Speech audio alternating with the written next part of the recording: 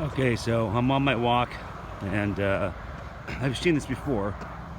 I'm sure it's a lady. This is some sort of food vendor cart that she's pushing down the road. No idea where she's going to set up. Amazing Thailand strikes again. But does that look very safe for her to be doing that? I don't think so. But that's her contraption. And then she's pushing it down the road, I guess, to her spot.